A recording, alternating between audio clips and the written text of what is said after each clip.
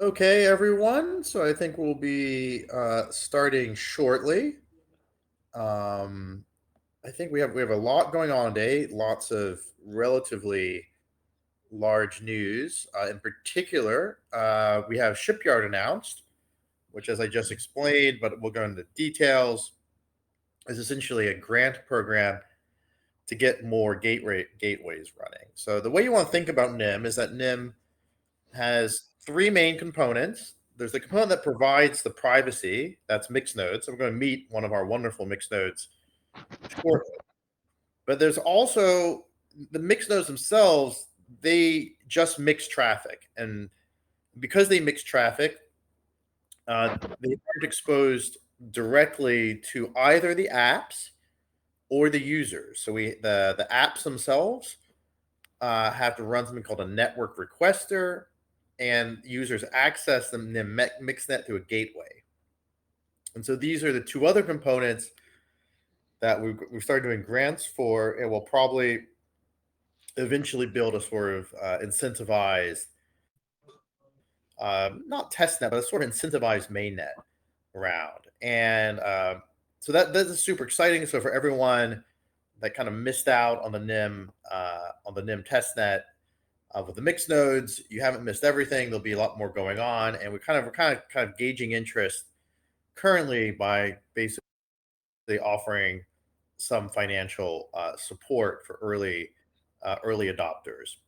And so that's, I think, kind of the main news. I will go into detail and Q&A on that. Interesting question. Yeah, legal problems for gateway operators. We actually have our lawyer is working on a text on that question, but the answer is a gateway is very much equivalent to running a VPN entry point or Tor entry point. And remember that Nym itself doesn't have exit nodes. We have apps, and so your legal liability shouldn't be that bad. At least if you've got people, I mean, the app you're running at the other end is, darkweb.com, which I'm sure somebody will start running sooner or later. Then, yeah, there could be some issues. But, since we're starting with relatively straightforward apps like Bitcoin wallets, Electrum, uh, probably Blockstream Green, Telegram, Keybase. These are perfectly fine network requesters to run, and the gateways don't even necessarily know what network requester is on the other side, so they don't really have liability. But we'll write a whole text on it for everyone, just so people know. And things do vary country by country quite a lot. The general rule should be running or using them shouldn't be any more dangerous, and hopefully a lot more fun and rewarding than using a VPN. Okay, so with that out the way, I think we can begin in earnest. Um, you know, let's see. Is Jaya's here, I think? Yes, Jaya is here. Let's Cool. Hello, check your hello. mic, Jaya. Hello, hello. Hi, everyone. Good to be here. Should we get started with the agenda? I know, Simon, you wanted to do a little recap of what's happened this week. Yeah, why Yes. don't you start off with that? And then I just kind of gave a very brief update just for some questions in Telegram. Let's just start the kind of start the official call. And why don't you do the intro, Jaya, and uh, and then I can discuss the help with the kind of meet the mixed node and the Q&A part at the end. Does that sound about right? I think Simon has got a schedule. Simon, I'll let you take it away. I'll jump in on Shipyard. Okay, that's cool. So Does that Simon sound can right? lead, and then you do Shipyard, and I'll do Exactly. Q&A. That's fine. Cool. Yeah. Okay. Yeah. So today with me, as you heard, we have Jaya, our CSO, and also Harry, our CEO, and Ismael, my usual partner in crime for these community calls. And as you guys heard, we're going to be discussing one of the biggest updates that came out from Nym in the past few months, which is Shipyard. You probably saw the blog post about it. That's the main focus of this call. And make sure to leave your questions in either on Telegram or also over on Discord. Our CMs are keeping an eye everywhere, and we're going to be doing an AMA at the very end. So a quick recap of last week. What happened? Quite a few things happened last week. First of all, during last week's community call, we had Andre, our new CFO, debuting. Sorry, that's the word. And he also appeared on Decrypt of I24 News to talk about his decision to jump ship from legacy finance to Nym, and his background in privacy research and the importance of privacy, and some more things. So the links to this this piece will be shared in the chats. Make sure to check it out. Ismael, you have the next one. Yeah, definitely. So furthermore, our new CFO, Andre, is in Australia right now at one of the world's most important privacy research and engineering conferences. It's called PET, which stands for Privacy Enhanced Technology Symposium. So he's the one giving the opening remarks there.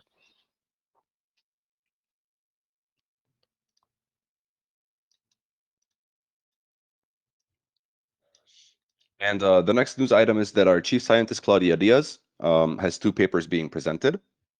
One is co-authored by Ines Ben Gurat. Am I pronouncing that right? Gurat? How do you pronounce that, Jaya? Gujarat, I believe, but Harry Gujarat. would know more precisely. Yes. Damn it. I always butcher Oh, names. good. It's so sad. So Totally that one is fine. on... Sorry, Harry, go ahead. Completely okay. Anyways. Go ahead. No one knows how to pronounce names. We just try our best. So that one is on mixed net optimization. And there's a second one with Leonard Oldenburg on a new Tor attack vector. We actually have a question about that from the community, which we're going to be asking, which we're going to be answering during the AMA section. Ismael? Yeah, and Harry appeared on the Django Unchanged podcast with Kevin Smith, also known as Silent Bob, to talk about Kevin's crowdfunded NFT movie project. I'll drop a link in the chat. How was that, Harry? How was that chat? Yeah, it looks good. The chat. I mean, it was sort of interesting. I did ask Kevin Smith why he did his NFT on Secret Network, and was he interested in privacy? Did he know anything about privacy? And the answer is he didn't. He supports privacy, but he wasn't even really aware the Secret Network used what's called SGX, or secure enclaves, for their privacy guarantees. So it's not surprising because he's a director, not a security expert. And we chatted a bit about politics.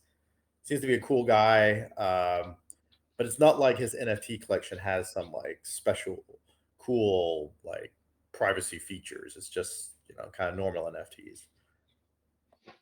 It still sounds pretty dope given the fact that he's a Silent Bob from Jay and Silent Bob. I think he'll probably be, I think, in Cosmoverse. So he's getting involved in the Cosmos ecosystem, and we'll be there as well at the next big Cosmos conference, which I think is this fall. So yeah, we'll see more of Silent Bob, and hopefully we'll get more time to talk about privacy with him. And it would be kind of cool. I do think I would be interested in knowing if Nym should support NFTs natively. So like our blockchain currently does not support NFTs natively. So like when Theo is giving someone NFT or we're giving someone NFT, it was all done, I think, on either Counterparty, maybe Polygon at some point, because no one really uses Counterparty anymore. But I'd be interested in knowing if people want like native NFT support. That's something we could try to line up for the blockchain. I do know people want NFTs. We owe people NFTs, and I have asked Theo to give us the latest list. So I'm just wondering how excited people are about NFT action in the future. Yeah, make sure to sound your opinions about that in the chats so that we know. And then our next item was Chelsea Manning, our one and only Chelsea Manning, had 2 big pieces on Decrypt, and also a video interview on her work with Nym. So links to that will be shared in the chat as well. Make sure to check them out. Ismael? Yes, and furthermore, Harry also spoke at the LATAM Computers Privacy and Data Protection Conference in Rio.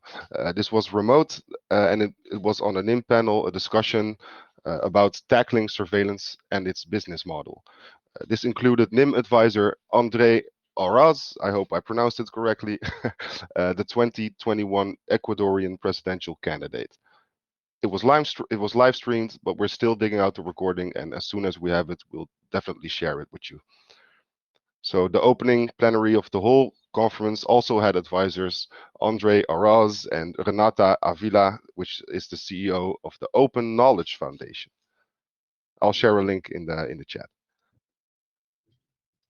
And like we already mentioned, this week Shipyard has been announced, so more on that in a bit. But first, as it's becoming a tradition at this point, we're going to bring a mixed node operator for you guys to hear about what they're doing and who they are, because behind every mixed node and basically the entire mixnet, there are these cool people who are running our infrastructure, and without you guys, it would not be a thing. So Nym would just be an idea or maybe a framework, but not an actual infrastructure. So we like to celebrate that to bring the personal aspect of running a mixed node to these calls. So in that spirit, I would like to introduce you to Wunderbaer. Am I pronouncing that right? Hi, I think everybody. Yeah, you're pronouncing that right. Great. Great to hear from you, Wunderbaer. And is it HRMS Stakepool? Yeah, exactly. It's HRMS Stakepool. And Wunderbar is actually kind of a pun of the German word Wunderbar, and kind of a mixed with the bear at some point. So it would actually be Wunderbaer, but that's fine.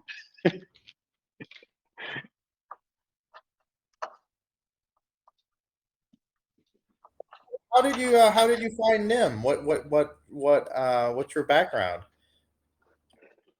So yeah, I mean, funny enough, the first time I learned about Nym was on German mainstream media. There was an article on, it's called Spiegel Online. It's one of the biggest news outlets in Germany, who had a long and very positive article about Nym, about you, Harry, and how that all started, and what Nym is all about, and that kind of got me hooked. And so I wasn't exactly early, to be very honest. So yeah, I think I remember that article. It started off like the headline was very kind of dark web focused, but then the whole article was like very positive and super nice about Nym. yeah, like exactly. Yeah, it was a good article. I like that journalist. Yeah, absolutely. I was kind of surprised to sorry, Harry. Oh, no. I mean, if it's the article, I think it is. Maybe it's another one. There's a German conference. I don't know where you are in Germany, but on July 24th, we'll be doing a talk at what's called the IE9 conference. I don't know, but Chelsea will be dialing in and so forth and so on. Unfortunately, I don't know where you are in Germany. It's in Munich. Germany is obviously a big country, but we will try to do some more events in Germany, because obviously, the German public is pretty pro privacy, which we really appreciate. That's actually great to hear. I'm by coincidence located in Munich, so in case anything's happening here, I'm very happy to join. So, and no matter if it's in the end, if it's Berlin or somewhere else, I mean, it's not that big that we wouldn't be able to travel somewhere else. But very much looking forward to it. Alexi will be there in person, and Chelsea, of course, is in New York, so she'll be dialing in. But it'll be good she'll be giving a whole discussion on Nym. So yeah, that'd be great. You can be Alexi, and I'll see if I can make it. It's not clear, but definitely Alexi and Chelsea. So yeah, pretty cool. Would love to. I will definitely keep it in mind. And so yeah, you were also asking about what my background is. So I actually started as a Stakepool operator on Cardano a few years ago, when they launched their first testnet. Must be, I don't know, 3.5 years ago maybe. And I've always been running Linux operations in my spare time. So I would maybe call myself a power user. So it's not my main job, but it's been my my hobby, so to say, since I was a kid, basically.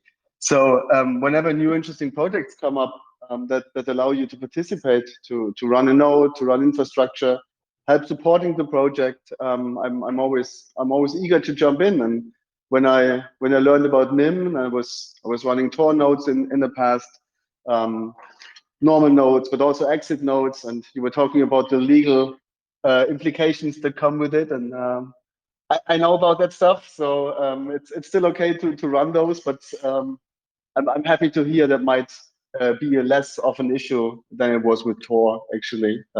At least lately, there was a bit of a more complicated topic, at least here in Germany. So and basically when I learned that somehow Nym could become something like, let's call it Tor 2.0 maybe, and could potentially solve the issues that Tor has with being not incentivized and not being able to incentivize node operators to keep on running their nodes and to be able to provide a solid infrastructure. And if we're able to mitigate that issues that Tor has, I really think that there could be quite a large role that Nym will be able to maybe take over in the future. And I'm very happy to provide my time, my resources, and the knowledge I have from other projects into Nym. So that's basically why I'm here.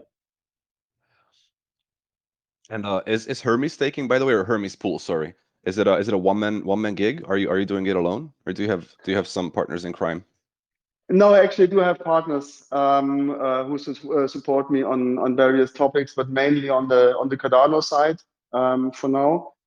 So all the Nym mix nodes are currently handled by myself, and it's pretty straightforward. But as the network grows, and we're talking about service providers and talking about gateways and network requesters, I'm quite sure I will bring in more people again to help me with that. So we're kind of a small team within Hermes Pool. So let's talk about those nodes a little bit, because you guys have two on the mixnet right now. One of them is almost at 100% saturation. I believe it's about 93 or somewhere close, and the other one is at about 70. That's a huge achievement, and I was wondering how you did that. Just do you have some advice for other mixed node operators how they should approach gathering delegations and make people trust them? Yeah, sure. I mean, for me, maybe I had a bit of an advantage with the history I have about running Cardano nodes under the same brand. So it kind of have a small small group of followers, I would say, who've been delegated to my Cardano nodes for a few years. And of course, that makes it a bit easier to let these people know, oh, listen, guys, there's also another project. It's called Nym, and we're running nodes. You can delegate to them. So it's basically the same thing. And it's a bit easier for me to, I would say, market my nodes than for somebody who starts fresh into the node operator game. So sorry for that. It's kind of advantage for me. But in the end, I mean, what really helps, no matter which project you're running your nodes on, you're trying to get delegators, is to be present in the channels. You know, like in the official Nym channels, in your own channels, giving the people advice. How do things work? How do they delegate? There are a few bugs at the moment in the wallet. People keep asking, hey, why I'm not getting rewards? Why is compounding not working? And being there, being present, giving guidance to people, that's basically how you get awareness. And sooner or later, people will recognize you, will recognize your name, and maybe come and delegate your mix node. I think we are still very early. There's enough room for many more mixed node operators to be in this active set of 240 nodes each epoch. And as long as you're spending some time and helping people, supporting them, trying to build your brand and your recognition, it's doable for sure. Yeah, so I've got a few little bits of let's say news that could be interesting. So I'm glad you're coming from the Cardano community. So obviously, Cardano and Charles can be quite controversial, but Nym is a very R&D heavy team, and I think it's pretty undeniable that Cardano has probably the best R&D team of any major crypto project in terms of blockchain technology. So if you look at like who design a lot of Cardano, like Ouroboros Prouse. Their reward sharing scheme, a lot of that was done by Aglos Kiayas, who's also Yes. advisor for Nym. And Aglos, you can sort of see this relationship a little. It's kind of hard to see immediately until you read the paper, but there's a pretty close relationship between how Cardano does their reward sharing, how Nym does the reward sharing. What we actually did is we took the proof of stake reward sharing scheme from Cardano, which Aglos helped design, and we thought was the best out there, and we adopted it to this kind of more proof of work setting where the work is like mixing packets and there's kind of these different layers and all of that. So that you can sort of see the relationship between the two projects. I do know Charles personally. We've met it quite a few times, and he's always been super supportive of Nym. We do have some joint work eventually coming, but I will tell you about it when it happens. But it's some big stuff, so it should be very exciting. In terms of Germany, so I just put the link to Festival der Zukunft, which I think means Festival of the Future, if I remember my correct. Yes. Yeah. And so that will be, I think, will be on July 24th in the theater at the Deutsches National Museum, basically. And it should be fun. So that's, you get to talk to Chelsea. I mean, she'll probably be dialing in, but she'll be there for questions, and some of the team members will be there live. And we'll try to do more events in Germany in the future. Historically, up until COVID, every year we were at Chaos Computer Congress. So we actually launched our first test net with like a dozen people who were all literally random volunteers at Chaos Computer Congress. That was the NYMF test net, which most people don't remember. Yeah, sure. We launched that like 2019, which was a very long time ago. But yeah, so we'll come back to Chaos Computer Congress as well. We have a lot of good relationships there. They've been very supportive of mixed-nets in general and Nym as well.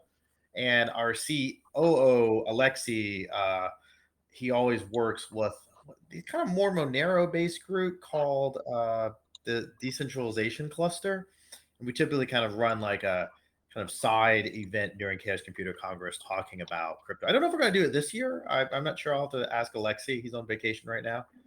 But I think we will. So folks will probably be at Chaos Computer Congress as well. So if you can't make Munich, don't worry. We'll be back in December. That's it for me. But I guess maybe some more questions. So what are you kind of looking forward in terms of the future uses of Nym? I mean, that was maybe the biggest surprise that came yesterday with the announcement of Shipyard, and that was exactly, from my opinion, like the next step that we need now. So I think we know Mixnet is working. There's a lot of room for optimizations, of course. We all know that it's rather slow at the moment, but it's working fine. I mean, many of us who are running Mixnode have played around with gateway, with network requesters. I've been running a Telegram through my own gateway. It's just cool to see that it's working, right? But at the moment, it's not exactly user friendly, and so the entry barrier was quite high and still is. And I think there's something they're doing like Nym Connect, which will make it easier for the end user to connect. But also we were missing basically the services, so we're missing the use case at the moment to really prove, the Mixnet is working. It's there. It can be used with every application basically. So this is what I'm really looking forward to seeing it actually all coming together. It's more like a technical proof of concept at the moment. It's working, yes, but we're not having actual traffic now, not at a larger scale. We're not having the end users. We don't have all the services running, people coming up with ideas, as you said earlier. Whatever they're running, is it a darknet board or whatever it is, and all these things that are happening now, and we're just starting with that. That's exactly what I'm looking for, and what I'm crazy curious about to see how this ecosystem is starting to flourish and to build up and to become that, let's say privacy backbone for the existing internet. That's just amazing to see. Yeah, that's really great to hear. I have if you don't mind, because on staking, which is some confusion over. So like a lot of people have asked us, can we as like the Nym team stake on nodes and stuff? And just so people know, we can't do that yet. How Nym works is that, team and everyone gets kind of like their tokens last. So that means the team doesn't have tokens. And I think it's good for the team or, even VCs not to have tokens in the beginning of a project, because it helps the decentralization and it helps the staking that we're seeing in Nym right now is, for better or worse, totally organic. So we don't have a both the team or the VCs don't have a way to stake right now. They will, we all will in the future, but we're kind of we want to see what kind of naturally happens with folks over time. And also, we want as many mixed nodes as possible. So we don't want, the Nym team itself will not run mixed nodes because we don't want to have like, some unfair advantage. We want the community to really take this up and lead it. The second thing I wanted to mention was the situation of the mixed nodes entry and exit nodes, right? So so entry nodes on Nym are similar to Tor entry nodes. When I use an entry node, and then we call it a gateway, and Jaya's going to discuss it more in a second, it sees your IP address. That's just like how the internet works. Same with the exit node. If I'm running a Tor exit node and I'm going to, darkweb.com, I see darkweb.com's IP address. So unlike Tor, we've separated those components out. And also unlike Tor, like all internet traffic just goes through Tor, like, but we at Nym, because the whole world is moving to more of an app-based model. So most people use apps now rather than go to web browsers. The Tor is very, web browser based, which is cool. I use it for web browsing. But the nice thing is that if you're running essentially a Nym entry point or exit point, you can say, hey, I only want this exit point, this network requester, or this gateway. I want this to be only used for Telegram. I want this to only be used for Bitcoin, or so forth and so on. It doesn't change the privacy that much because everything's still going through the mixed net, still mixing with other traffic. But we're allowing the operators a bit more power over what traffic they can take in and what traffic they can send out.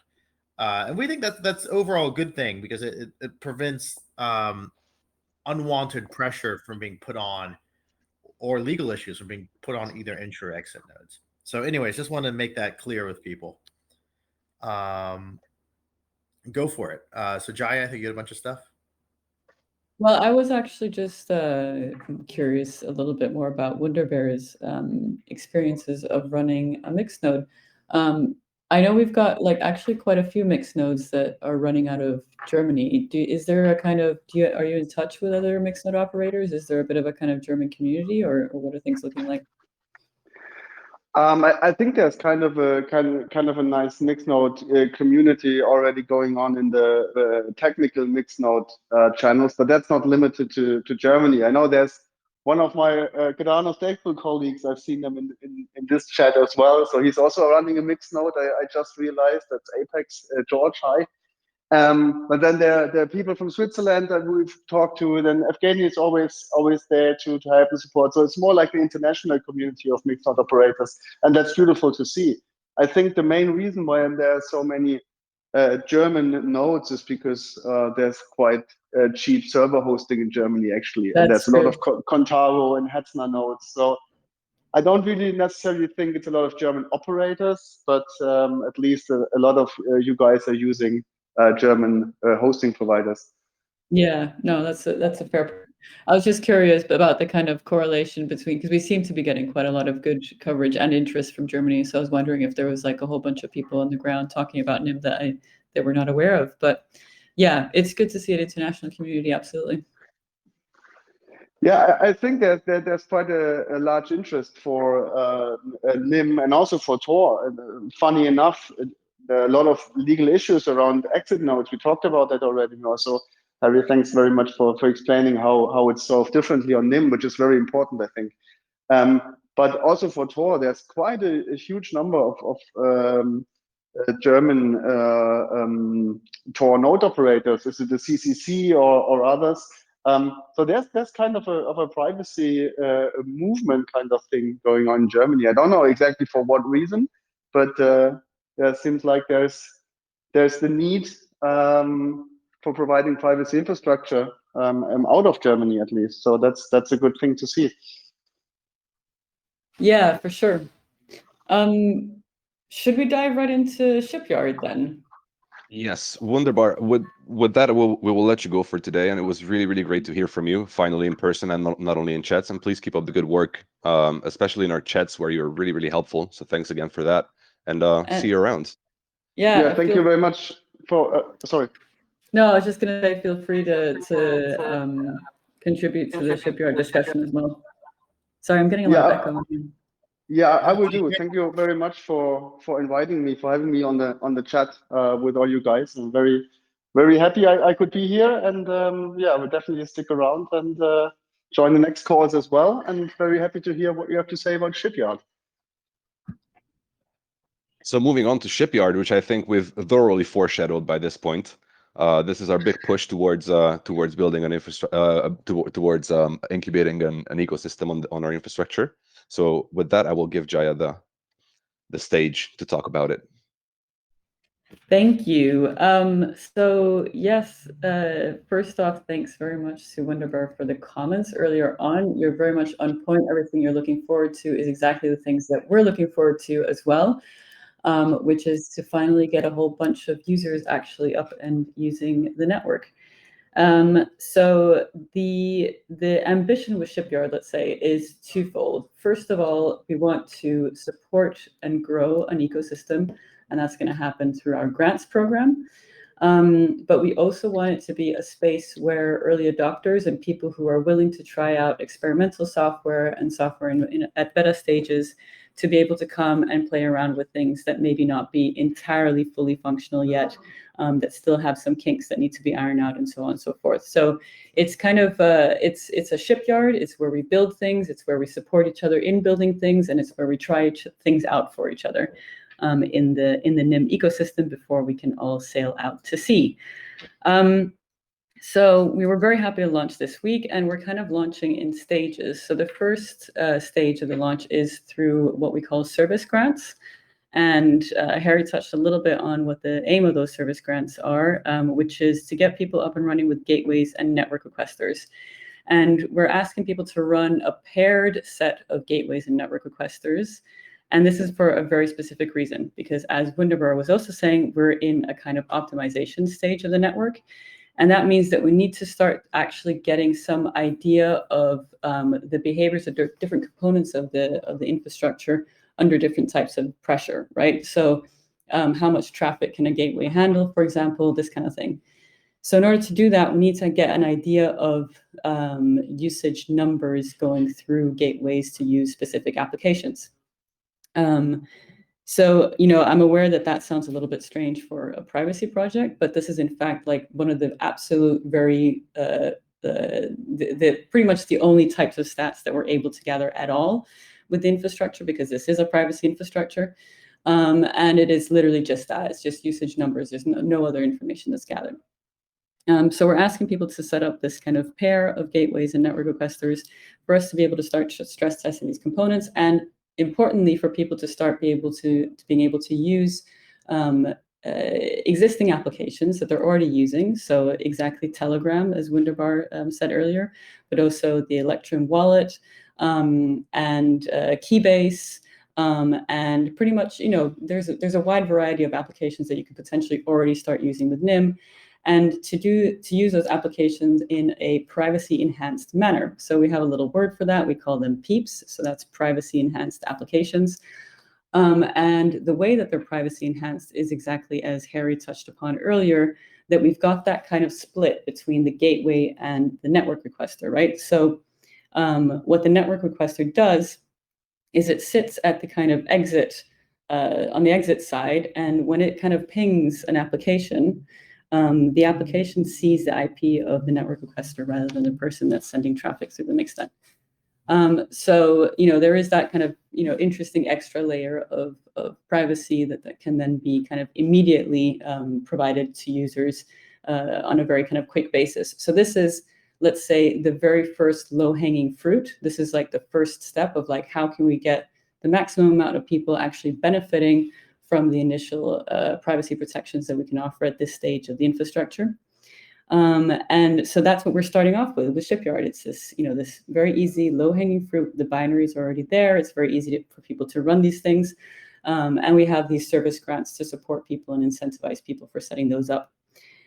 So that's the first exciting bit of news, and we welcome applications from everybody.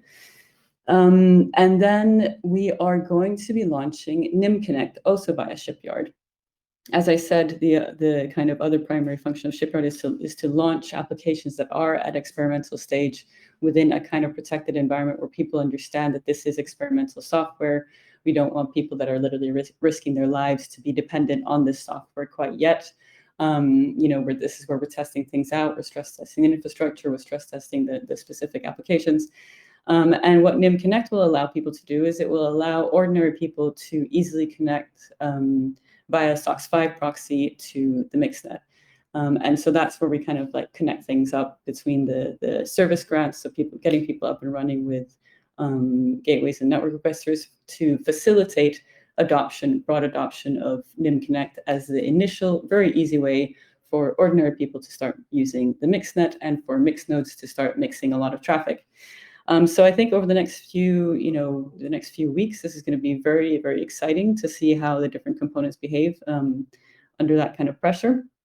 And then following that, we've got some, much larger grant chunks that we're going to be putting out. So we're going to start to accept grant applications, all the way up to $60,000 worth of tokens. But that comes a little bit later on, and that's for more ambitious applications that are built, from scratch within the Nym ecosystem. So keep an eye out for that grants program. But the way that we've designed this is a little bit like picture it as a kind of ramp. You start off running bits and pieces of components here and there. Maybe you start tinkering with some things and you build an entire new application. And slowly, you kind of climb through these different grant tranches. And then, ideally at a certain point, you might be at a stage where you're ready to pitch. You want to kind of get bigger, maybe get some investors on board. If some of you were paying attention to the news, I think it was about a month ago or a month and a half ago, we put out an announcement of the launch of the Nym Innovation Fund. And that's an innovation fund where a whole bunch of VCs have pledged, up to $300 million worth of investment that they're willing to put towards privacy projects that are built on Nym. So the idea is a little bit that we have this initial ramp of grants to get everyone, building and creating new applications and building out the privacy ecosystem, to then, facilitate people all the way through to investment if that's the direction that they want to go in.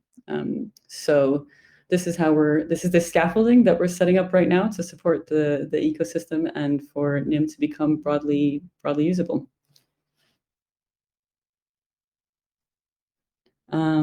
Simon, was there anything I missed out on there? Any questions? I believe you covered everything that we wanted to discuss.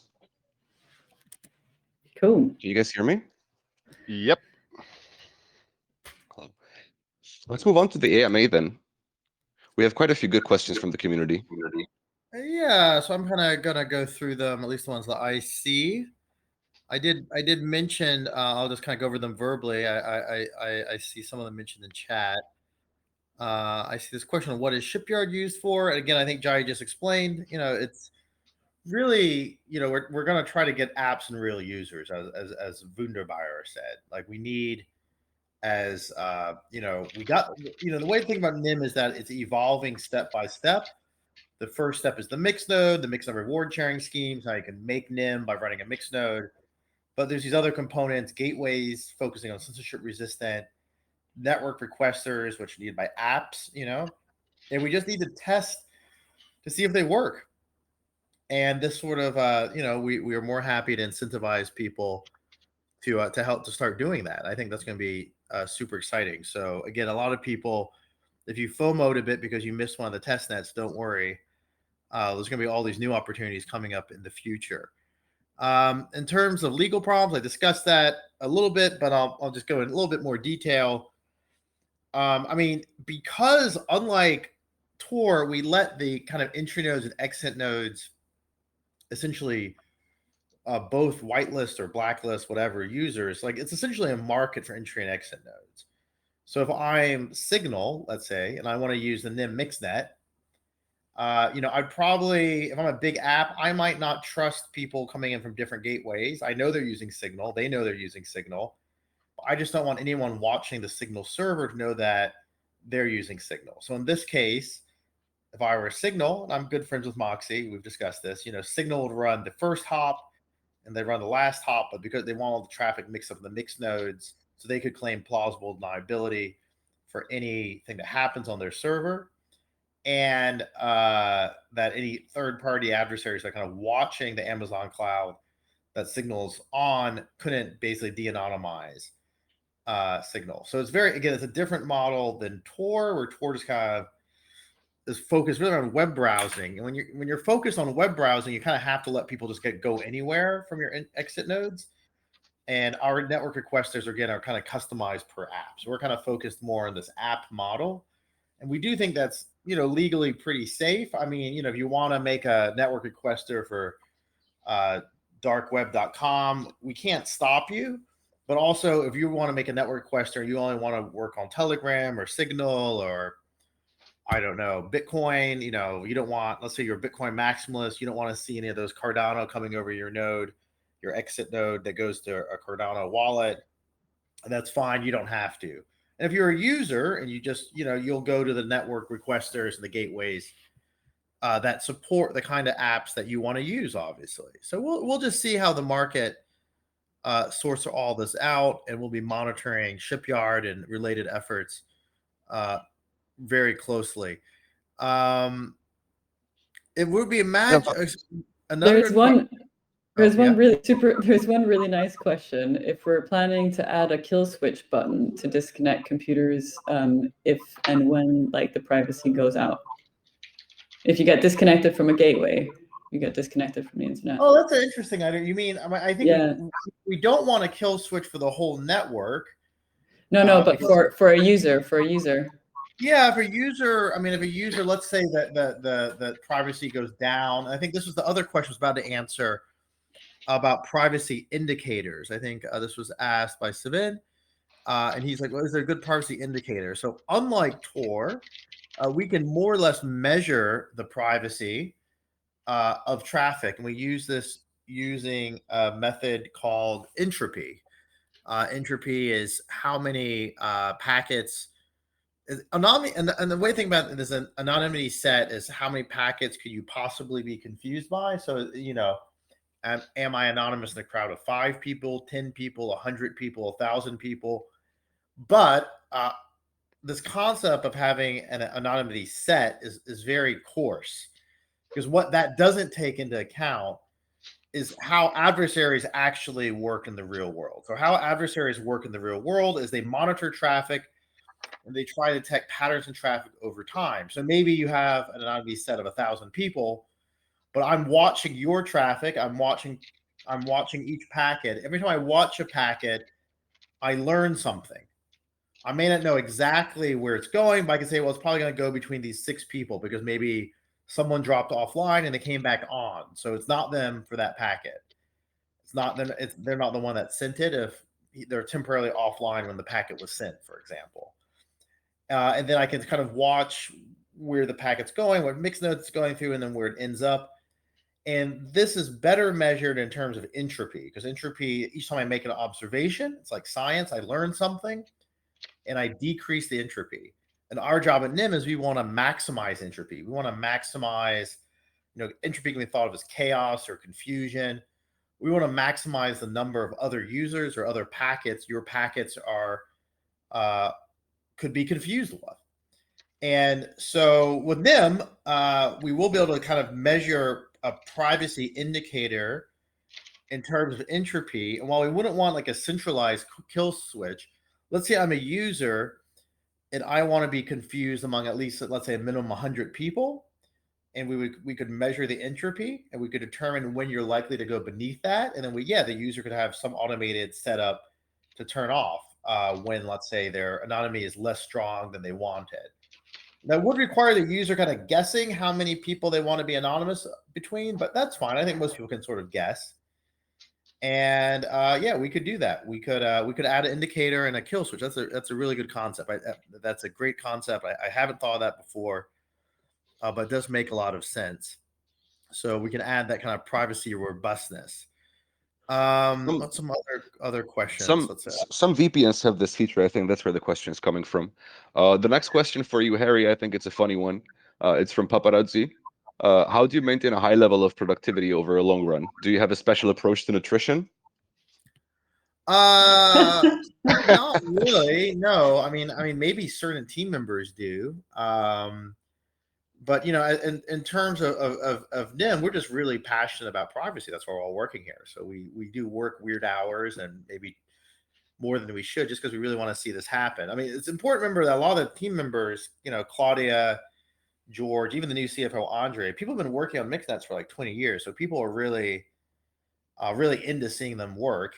And we know the technology is better than anything else on the market, but we just don't, we've never had the money and the community to do it before. So now that we do, yeah, people are going to be working crazy hours. And, a lot of us are very passionate for personal reasons, right? So, I got spied on due to climate change activism. I know a lot, I've had, friends arrested and killed over privacy violations, with software like Skype. So yeah, we'd like to see the software work. The sooner the better. I did see a question: when will the Nym team stake their token in the mainnet? I did already kind of say that the team doesn't have their tokens yet, so we're not going to stake them on mainnet. But we'll get our tokens. The team, again, we always go last, so I would say we might be able to do some staking late August. Maybe we could do it earlier. We need to discuss a bit as a team how we want to do it. But if we do stake, we'll do it in a fair way and not just like on ourselves. Like we'll stake on other people. Yeah, we are looking for great nodes. There's one more question on the heels of what happened to Tor recently. So do we have any plans on preventing DDoS attacks, like service of denial attacks? Yeah, I mean, that's where, so interestingly enough, so DDoS attacks happen when I basically overload you with a lot of packets. Like you can do like this kind of SYN-ACK attack. You basically overrun the buffer of whatever the computer is that's supposed to be keeping track of TCP/IP packets by just sending them a lot. It's kind of a fundamental way the internet works. Typically, companies solve this by going behind a centralized cloud provider, such as Cloudflare.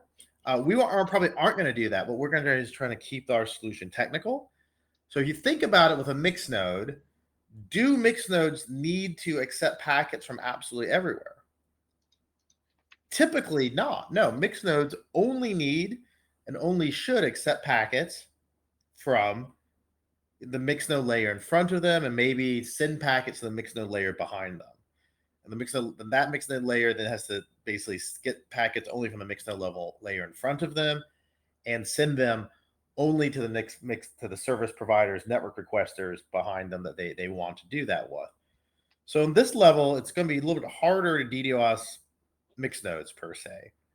Now, what you can do denial of service attacks would probably be the gateways, because the gateways, a lot of them might be open, might be accepting users from anywhere.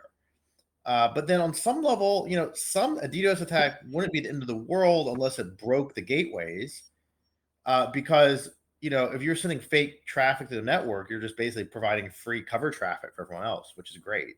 The more cover traffic we have in the network, the more privacy you have. So unlike Tor, up to a point when you start a DDoS attack, it actually helps the network because it just makes things more private. Now, there's a dangerous case where all the gateways go down. But that's where we think a decentralized incentive-based model makes a lot of sense. Because if a bunch of gateways go down, the gateways that go up can make more money.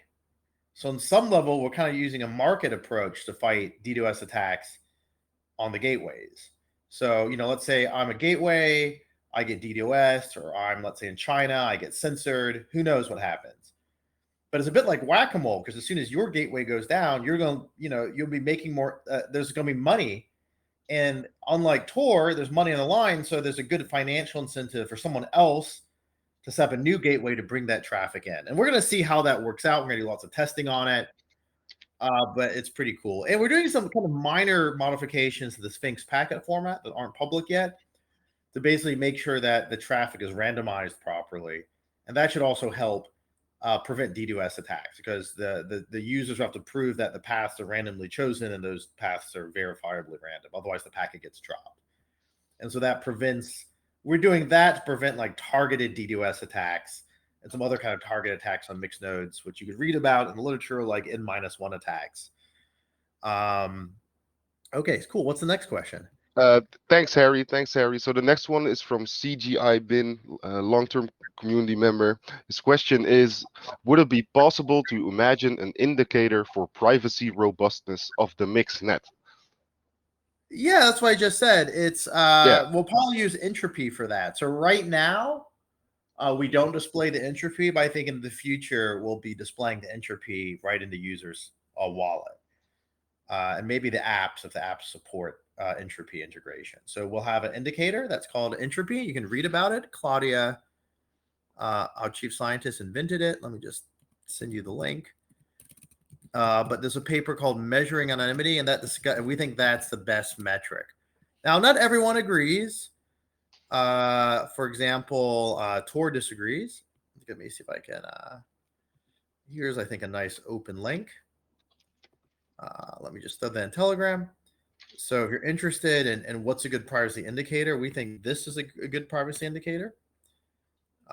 But if you're interested in the counter arguments, Paul Simonson of Tor, the guy who works at the U.S. Navy Lab, has a paper called "Why I Am Not an Entropist," which we discussed with, I think, the Wasabi Wallet folks a while back, and it's a pretty readable paper, and I'd also recommend looking at that. But what I would say is that maybe entropy is not perfect, but it's better than not measuring. It's the best indicator we have. Ooh, okay. Let me see if I can find another copy of that one. Keep going on the questions. Yeah, so thank you for answering that one. We have another one from Jesus. His question is, in the cypherpunk mind, crypto is too important to be left in the hands of governments or even ill-intentioned companies. Ensuring privacy tools are available to all requires individual acts of heroism like those of Nym. So his question is, do you consider yourself a privacy rebel with a cause? And from this point of view, how do you differ from your competitors? So this one's for Harry. Wait a second. Yeah, I mean, obviously we are kind of rebels insofar as that, we don't trust governments. I don't particularly trust governments. I'm essentially on not a no-fly list, but every time I travel, I get and it's been going on for more than 10 years. I get heavily interrogated, and I can't do connecting flights and so forth and so on. Very much a kind of first world problem, but still an issue. And so, yeah, we don't, I think cypherpunk ethos is probably our best way to fight back against surveillance. Surveillance is getting worse. And I think the main problem is the cypherpunks had lots of good concepts, but they didn't really have that much in the way of working software. A few people did. You see, Adam Back himself personally programmed a lot of interesting stuff. Like if you look at like early versions of the Eternity service, early versions of proof of work systems for anonymous mixed real mailers, but it wasn't that much in terms of working software. And so we think that we can, if you want people to resist kind of unfair government surveillance or unfair surveillance in general, surveillance by companies, particularly big Silicon Valley companies who right now are very clear about being against crypto, then I think just the main problem that we have with cypherpunk works just getting it into the hands of people. And it's because it's not user friendly. People talked about stuff but never built it, hard to use. And that's why Nym's here. We're going to try to actually put this technology in the hands of people. I think that's very much in line with the original cypherpunk vision, which is, I think, profoundly democratic. You have a take on this, right, Jaya? Go for it. Yeah, well, more just a little bit of a comment on the question. I think, when we say, whether ensuring privacy requires individual acts of heroism, I mean, actually, like Nym is hugely a collective act.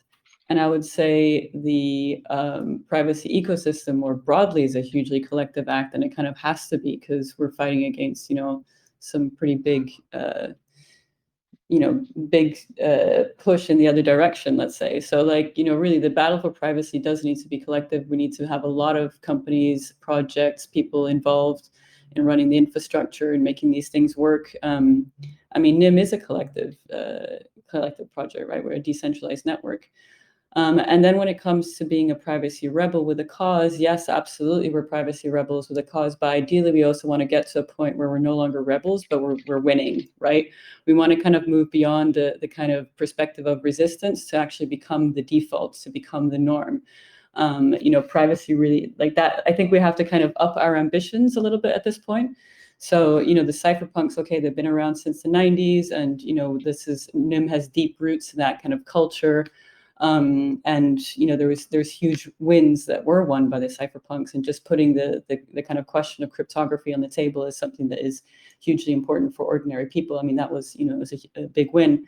But we need to move beyond the kind of rebel mentality at this point to actually like become, to really establish ourselves and make privacy the default, and make privacy the future of all of our digital communications. So I would encourage that we all kind of up our ambition a little bit and think about, like, rather than just resisting, oppressive forces, rather than just resisting governments and, the kind of extractive and terrorizing behavior of companies that are kind of controlling the data space. I mean, we need to kind of move beyond that to some bigger vision of what we want. What's the future that we want, Well said, Jaya. Well said. Well said.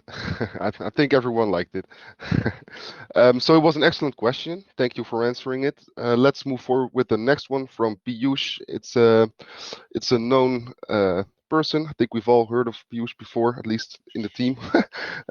So the question is, with the advent of gateways and network requesters, can we have functionality similar to Tor hidden services in Nym with sender as well as receiver anonymity, where the client knows maybe just the domain of the service it is accessing, but not the exact IP?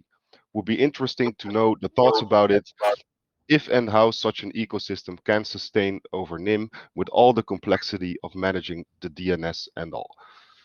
Yeah, so I mean, I think that we can manage that. We are doing it now, but the first step is to get as many gateways running as possible. So the way to think about gateways is not only are they the first hop in, they're kind of a drop box.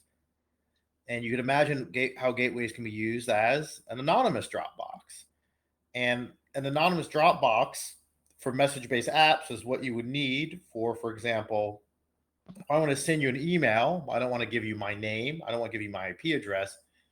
I just want to give you like a one-time key that you just use one time and respond to that key, like a kind of one-time address. And mix that terminology, that's called a SIRB, or single-use reply block. And those single-use reply blocks would either go back to essentially a Dropbox, which could be a gateway. And that's how we're going to enable sender and receiver anonymity, where you can either receive messages, you don't know where they're coming from, or you can send messages and you don't even know who they're going to, which is kind of the reverse. And that will be enabled, but it's not enabled quite yet. It will be enabled after we kind of get a critical mass of gateways, because it doesn't make sense. Like right now, the team, I think, is like running most of the gateways. It doesn't really make sense to have like an anonymous Dropbox where it's one person running them all. So let's try to get the, people do the shipyard work. I mean, you get paid for doing it, so it should be pretty straightforward. And we get that critical mass of gateways. Then there's pretty straightforward ways to use those gateways as Dropboxes to do sender and receiver anonymity, unlinkability. Now, the way this hooks into the domain name system, I mean, again, not everything uses domain names, but if you were using domain names, it kind of goes back to what I said earlier about network requesters. The network requester can, basically serve a certain kind of number of domain names. They could serve all the domain names. If they serve all the domain names, that would require the network requester doing some DNS work. And that being said, we're not going to build a DNS system ourselves. That would be something that would be kind of done on a per app basis. In terms of Nym hooking into the DNS system itself, yeah, it would be cool if gateways or apps, had their own kind of addresses. So you see hidden services and Tor, they're effectively a truncated public key with a .onion behind them. We could do something similar for Nym. I used to be involved in ICANN, looking at privacy topics when I was working for W3C, which is the kind of standards body behind the web. And we had very close relationships with ICANN. So I went to a few meetings in Geneva. It's very boring, to be honest, but, we do have the leverage there. I think if we wanted something with ICANN and DNS to happen to make it easier for people to be private or more clear when their app supports privacy, just as it's very clear when you get a Tor hidden service that's running over Tor and not, something else like just vanilla TLS. Yeah, we could support that. It's a good idea. I'll talk to some ICANN folks about that. We should probably get that ball running. Awesome. All right, thank you for answering that one. So I think it's time to move forward with the last question, and this one comes from D-Nimest. I hope Nimest. I think that's the way to pronounce it. So the question is, we can argue that metadata is the language of machines. Will artificial intelligence be able to cope with the encryption system and decrypt data in 10 years?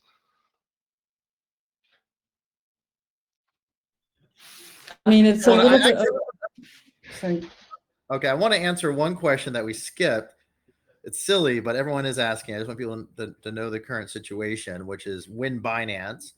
So again, as I said earlier, Binance, when you talk with them, you're not allowed to discuss any details, and so we're not allowed to discuss any details, and they don't even tell you exactly when stuff happens, like when listing happens, for example. That being said, yeah, of course we're in good touch with Binance. If you're, for example, working with Binance, we'll be at the, because we're old friends, we'll be at the Binance Lab incubation launch for their latest program. So I'll be attending online, and I'm interested in seeing what other startups Binance is working with, particularly any ones that we can work with.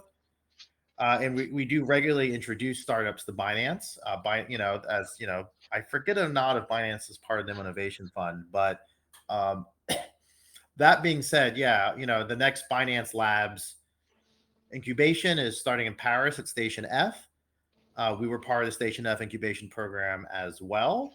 So we're happy to, and it's important if you're an entrepreneur and you're interested in cryptocurrency or privacy, and you would like to move to France, Station F is one of the few places that can get you a French visa. It doesn't really matter what country you're coming from if they accept your startup. So I wouldn't be entirely surprised if CZ had one of those pretty soon.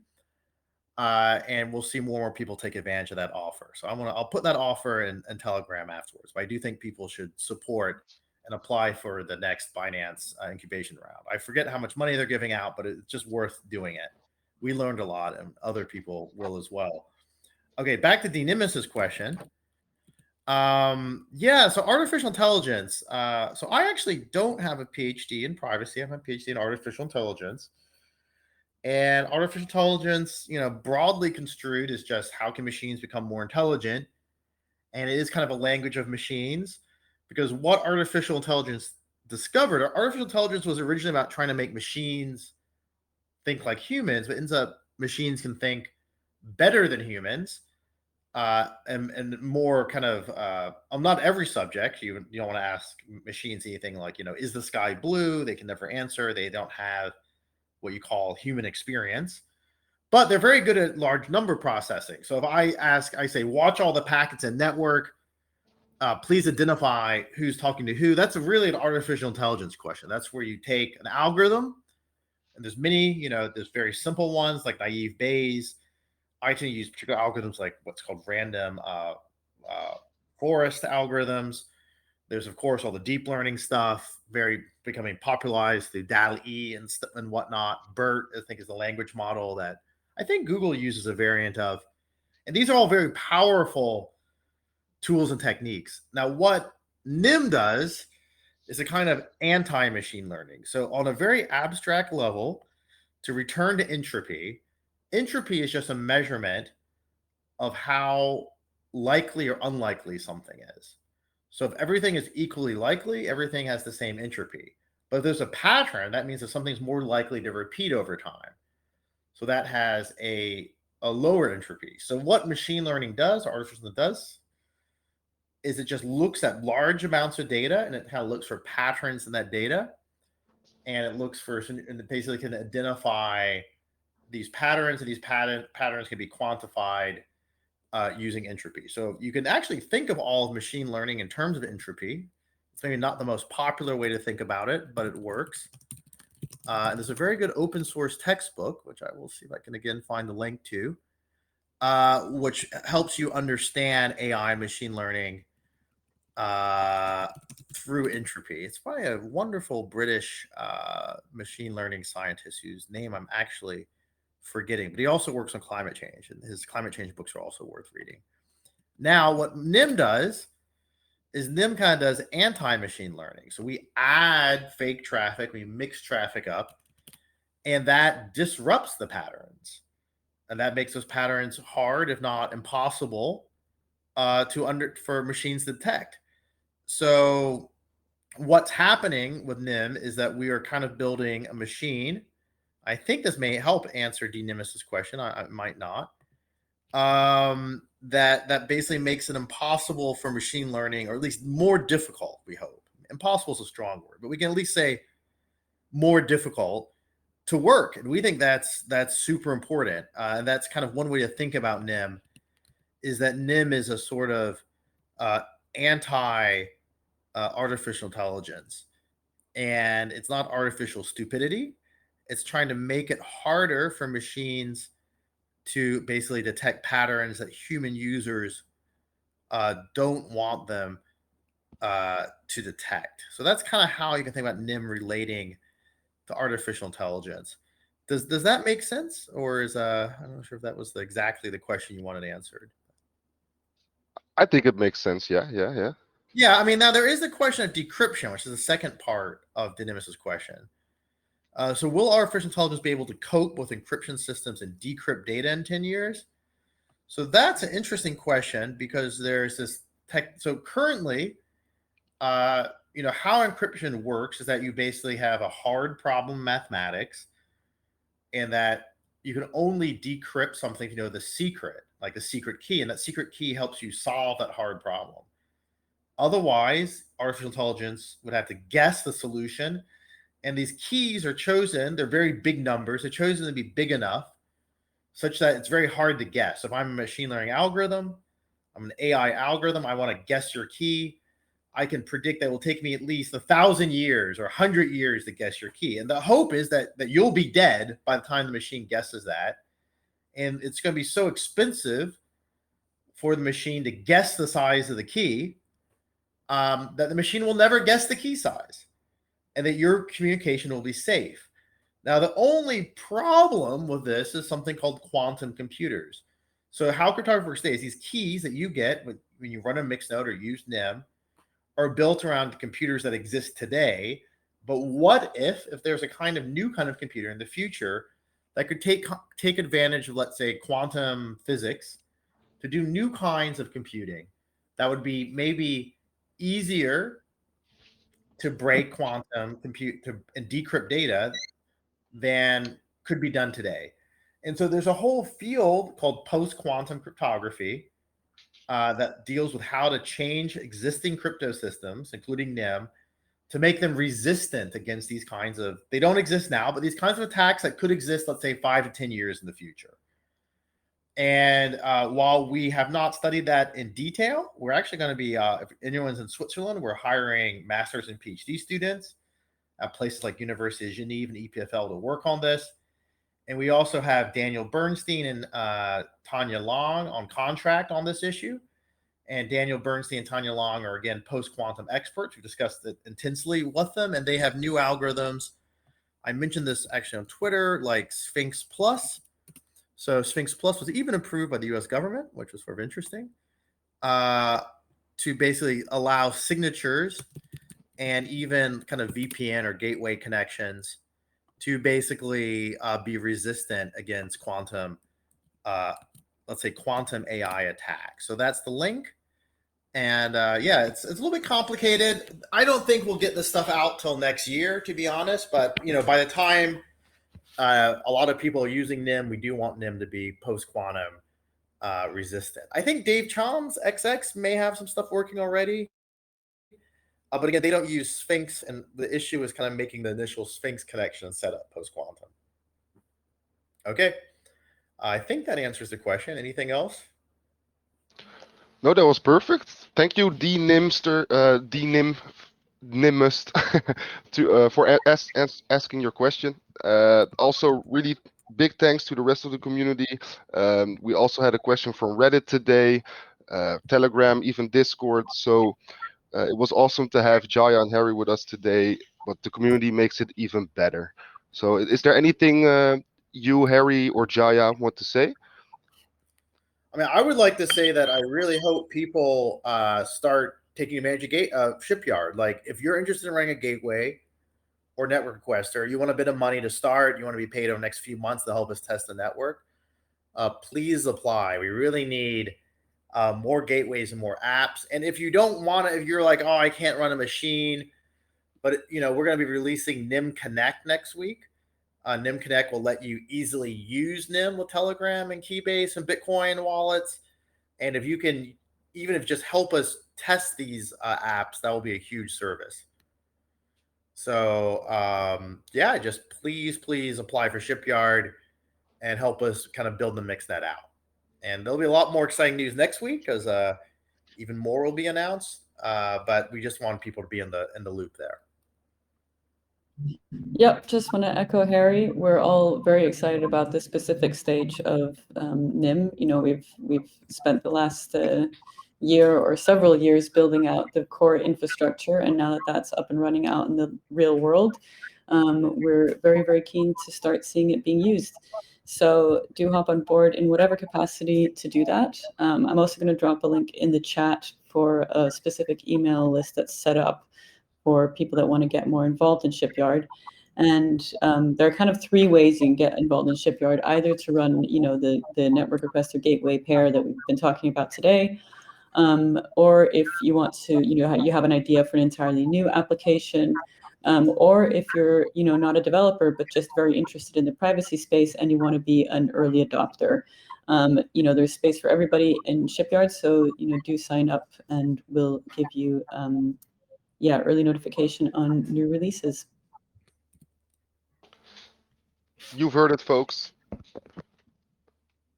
Sudo, is there anything else you want to say as well? Thank you, guys. Thank you, everybody, for attending the call. We've had a blast. Amazing. Okay, well, just to recap, the call was recorded. It will be shared. Definitely will be shared if you want to listen again or if you want to share it with a friend. And also, if you have any suggestions for topics, guests, doesn't matter what it is, you're part of the community. So if you have any suggestions, just send it to any moderator, send it to the chat or Discord or Reddit, whatever. We'll be there to help you out and listen to your suggestions. So I'd like to thank you all for tuning in today. Thank you, Jaya. Thank you, Harry. You've said some wonderful things today, and I think the community really appreciates it. I know I do, and I know that Sudo does as well. So right now, I think it's best if we, shut it off. It's been a bit over an hour. I've had a blast personally. Hope you all had a blast as well. And I can't wait to see and speak to you all again next week. Okay. Take care, everyone. Take care, Bye, everyone. everyone. Have a great weekend, Bye-bye. everyone. Bye. Bye-bye. Have a great weekend.